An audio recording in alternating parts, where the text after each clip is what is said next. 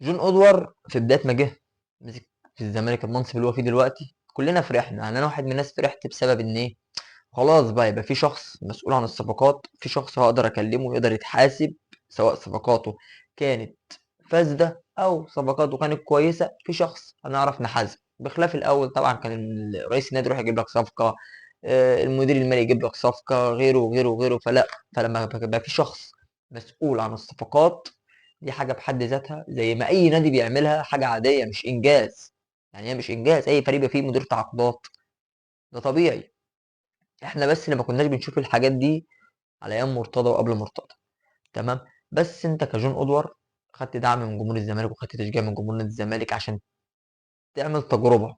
التجربه دي طبعا ناجحه في بعض الانديه بره، فاكيد مش هتمشي معاك زي ما مشيت بره. ليه؟ لان انت اخترت بعض الصفقات غلط. انت جبت حوالي 10 صفقات او 11 صفقه، طلع منهم 2 3 والباقي كله انت مش عايزه.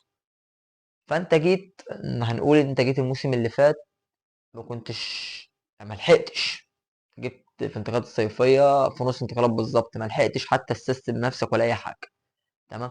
فانت من شهر 7 لحد شهر 12 انت حوالي 5 شهور اهوت، قادر انك انت بقيت فيهم تغربل للفريق، الناس اللي انت مش محتاجه خلاص تمشيها، تجيب عروض حلوه للناس اللي موجوده، وتغربل الفريق، وتبني بقى فريق تاني تكمل بيه الموسم. انما انت على النظام ده بالمستوى ده انت مش هتاخد حتى كاس مصر، ده لو قدرت انك توصل اصلا للفاينل بتاعه. فانت عشان تكمل تاخد دعم الناس ليك وتاخد دعم الجمهور ليك، لازم انك انت هتمشي، تمشي بقى صح. خلاص تتعلم من اخطائك، ما تبقاش عامل زي الناس اللي قبلك.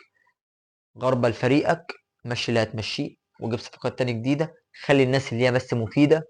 وقبل كل ده هات مدير فني كويس، ما تروحش تعك زي ما رحت جبت نيك فيريرا اللي راح غرقنا. ده لو عايز تجربتك فعلا تنجح. تمام.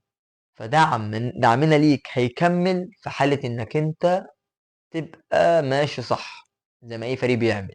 انت مش ساحر، انت بتعمل اي مدير تعاقدات بيعمله، اي مدير رياضي بيعمله، مسؤول عن الصفقات. فنتمنى انك انت تصحح من اخطائك، واتمنى انك انت تعدل المسار اللي انت كنت ماشي عليه.